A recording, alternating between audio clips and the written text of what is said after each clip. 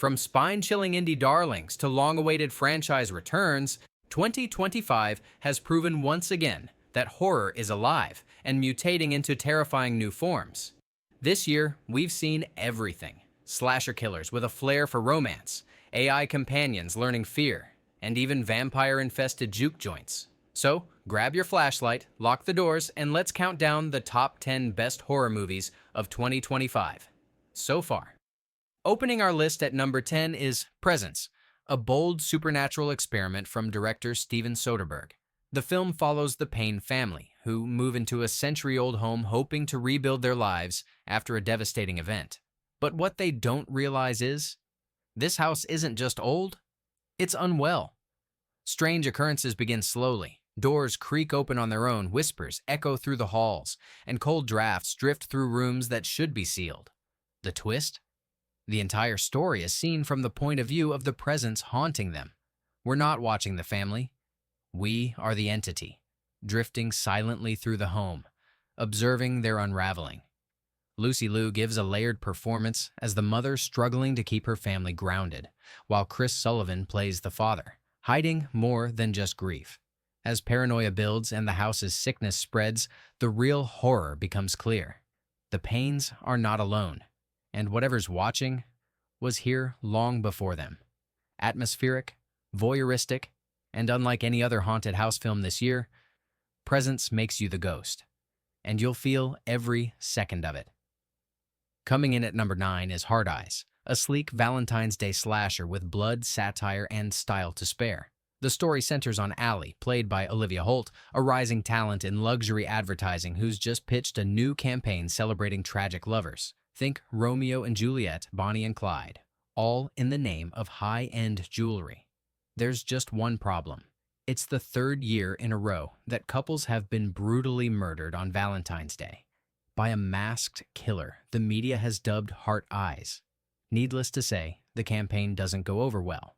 Enter Jay, played by Mason Gooding, a confident, creative marketing whiz brought in to salvage the project. Jay has charm, swagger, and a not-so-subtle crush on Allie. But Allie isn't interested. Still reeling from a bad breakup and disillusioned by romance, she thinks love is a death sentence.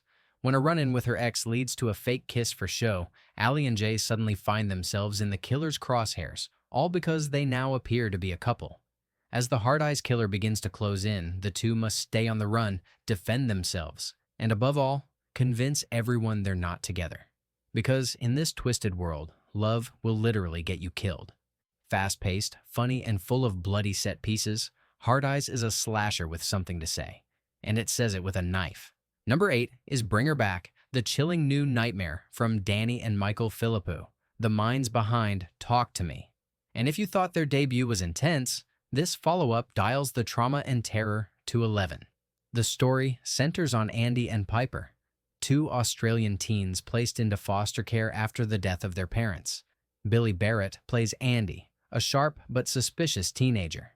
Sora Wong is Piper, his younger sister, who happens to be blind. Their new guardian is Laura, played masterfully by Sally Hawkins. At first, Laura seems awkward but well-meaning, a woman clearly dealing with grief of her own. But as days pass, Andy begins to sense that something's off. What follows is a steady descent into psychological and occult horror. The Philippou brothers build suspense layer by layer, uneasy silences, strange rules, and a growing feeling that Laura's home holds dark secrets. And he's right. Laura's grief has turned into something twisted, a fixation, a ritualistic plan, something she's willing to protect at any cost. The film is packed with gruesome imagery, occult undertones, and one kitchen knife scene that you'll be thinking about long after the credits roll. But what truly elevates Bring Her Back is Sally Hawkins. Her portrayal of Laura is raw, disturbing, and impossible to look away from. It's a performance that's equal parts heartbreaking and terrifying, a mother figure warped by loss into something truly monstrous. Grief is the real ghost here, and Bring Her Back shows what happens when you let it take over completely. Quietly devastating and brutally effective, it's one of 2025's most emotionally unshakable horror films. Number 7 is Dead Male, a moody, slow-burn crime thriller with a creeping horror undercurrent. set in the analog shadows of the 1980s. Thomas Boykin plays Jasper, a solitary postal worker with a unique job, tracking down the intended recipients of undeliverable mail. Most days, it's routine, until one envelope arrives soaked in blood, containing a desperate plea for help. What starts as a curious anomaly quickly pulls Jasper into a chilling mystery, one that leads to a missing keyboard technician and an increasingly toxic connection between two men obsessed with designing synthesizers. As Jasper dives deeper, the story shifts from investigative thriller to psychological horror, exposing twisted layers of codependency, obsession, and betrayal. Through flickering VHS tapes, analog static, and the cold hum of synths, the film captures an eerie, tactile world where technology and emotion blur.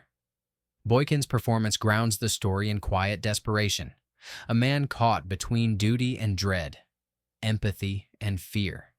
Dead Male explores the sinister side of isolation and creativity, how devotion to a craft or a person can curdle into something deeply disturbing. It's less about ghosts or gore and more about the haunted corners of human relationships. With its atmospheric pacing and retro-noir style, Dead Male proves that horror doesn't have to scream. Sometimes, it just whispers from a blood-stained envelope. Coming in at number 6 is The Monkey, a chilling adaptation of Stephen King's classic short story, brought to the screen by Osgood Perkins. The film follows twin brothers Hal and Bill, played in adulthood by Theo James and Elijah Wood, who stumble upon a strange toy in their father's attic, a wind-up monkey with tiny clashing symbols and a history soaked in blood. As kids, every time the monkey's symbols clashed, someone died. Mysterious, gruesome deaths, accidents that never quite made sense. In a desperate attempt to escape the curse, the boys tried to get rid of it. And for a while, it worked.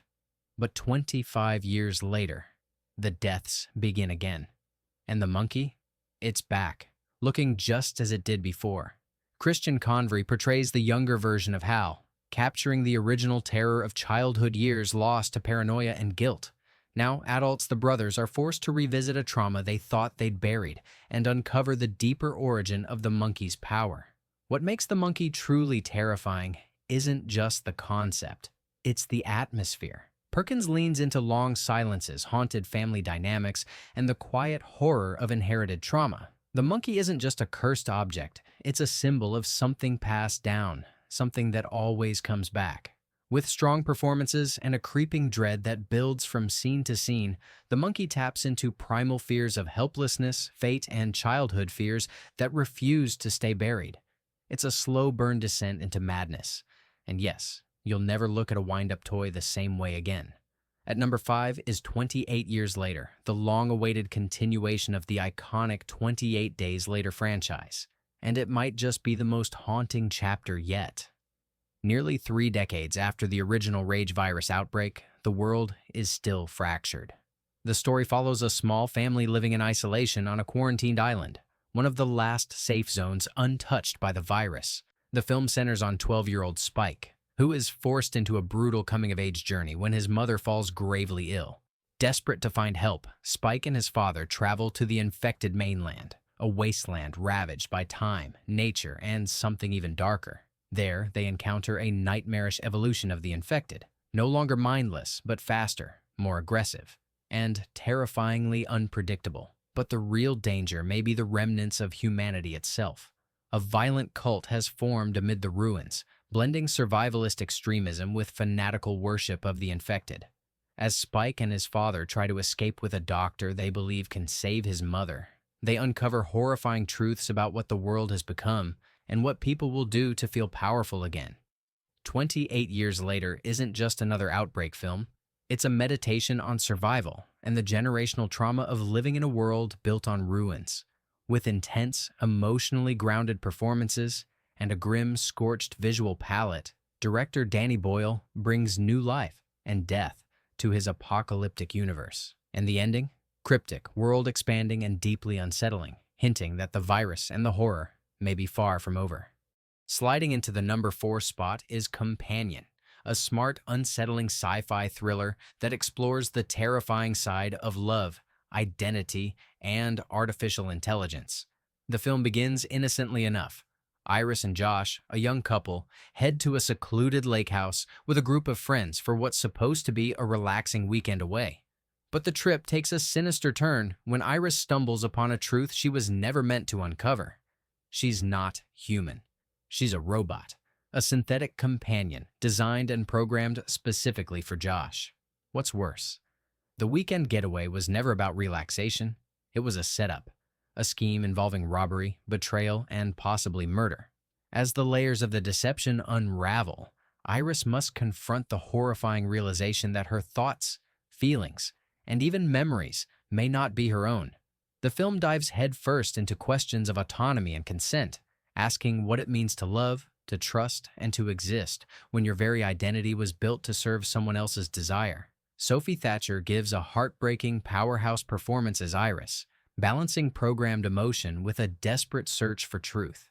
Jack Quaid plays Josh with a blend of charm and cold detachment, raising the uncomfortable question, is he the victim or the architect? Visually sleek but emotionally raw, Companion takes the glossy promises of AI companionship and peels back the surface to reveal something deeply disturbing. It's a cautionary tale wrapped in a thriller, where the real horror isn't the tech, it's the people behind it. At number 3 is Final Destination, Bloodlines, the long-awaited prequel that dives deep into the origins of Death's design, and it's one of the franchise's most inventive entries yet. Caitlin Santawana stars as Stefani Reyes, a college student tormented by vivid nightmares of a catastrophic building collapse. But these aren't just dreams, they're visions, and they lead her back to her childhood home, where she begins to unravel a dark family legacy. Stefani discovers that her grandmother, Iris, played by Burke Bassinger, once had a terrifying premonition back in 1969 foreseeing the collapse of a downtown skyscraper. She acted on that vision, saving dozens of lives. But in doing so, she disrupted the natural order. She cheated death. Now, decades later, death hasn't forgotten. It's not just coming for Stefani, and it's hunting her entire bloodline. As Stefani begins to experience premonitions of her own, she realizes the curse didn't end with her grandmother's act of heroism. It only passed down. And as those around her begin dying in horrifying, elaborate accidents, the countdown starts again. Tony Todd returns as the enigmatic Bloodworth, offering cryptic guidance and reinforcing what fans already know. You can't cheat death without paying the price. Bloodlines doesn't just bring back the franchise's signature suspense and shock kills, it expands the mythology in a way that feels fresh, emotional, and eerily plausible. It's a story about inheritance, not just of blood, but of fate. And this time, escaping the pattern may not be an option. At number 2 is The Shrouds, a cerebral and unsettling exploration of grief, surveillance, and the way technology warps our connection to death. Vincent Cassel stars as Karsh, a tech entrepreneur still drowning in grief after the loss of his wife. Desperate to stay connected to her, and perhaps to control what he cannot accept, Karsh creates a groundbreaking invention called grave tech. This new system allows the living to watch the decomposing bodies of their deceased loved ones in real time, using modified burial shrouds and 3D imaging. It's marketed as a form of closure. But what happens when we turn death into content? What begins as a meditation on loss quickly spirals into something more sinister. Karsh discovers that the grave tech system may have been compromised, that someone is watching, hacking, manipulating. And when he attempts to expand his business, he finds himself entangled in a potential conspiracy that threatens not just his company, but his sanity. Diane Kruger plays the ghost of Karsh's wife, appearing in memory, hallucination, or perhaps something more. And Guy Pearce adds a sharp, menacing edge as a rival with unclear intentions. True to Cronenberg's legacy, The Shrouds is more than just horror. It's body tech paranoia, a psychological unraveling wrapped in elegant dread. The film doesn't offer easy answers. Instead, it asks difficult questions. What does it mean to truly let go? When does remembrance turn into obsession? And what are we sacrificing when we try to outsmart death itself? With cold precision and philosophical weight, The Shrouds proves that some things, like grief, were never meant to be digitized. Topping our list at number 1 is Sinners, a supernatural Southern Gothic horror from director Ryan Coogler, and it's unlike anything else released this year. Set in the Jim Crow South of 1932, the film follows twin brothers Smoke and Stack Moore, played by Michael B. Jordan, who return home to rural Mississippi after years working for the Chicago outfit. Looking to escape their violent past and give back to their community, the brothers buy an abandoned sawmill with plans to turn it into a juke joint, a sanctuary where black folks can gather, dance, and breathe freely in a time of systemic oppression. But something dark lurks beneath the soil and in the shadows. Their dream quickly curdles into a nightmare when strange disappearances begin around the juke joint, and a bloodthirsty force makes itself known. The source? A clan of vampires led by Remick, an Irish immigrant played with chilling precision by Jack O'Connell. As the juke joint descends into fear and suspicion, Smoke and Stack are forced to confront not only these supernatural invaders, but the violence in their own pasts that may have opened the door to this evil. Sinners blends historical horror with brutal social commentary, touching on racism, guilt, and the price of survival. Coogler masterfully fuses the supernatural with the real-world horrors of the era, creating a film that's both haunting and deeply human. The atmosphere is thick with tension, southern heat, and spiritual reckoning, and the horror, raw, bloody, and personal, with unforgettable performances and a mythos all its own. Sinners doesn't just entertain, it lingers. Long after the credits roll, you'll be thinking about the sins that never die and the monsters they leave behind. There you have it. The 10 best horror movies of 2025 so far.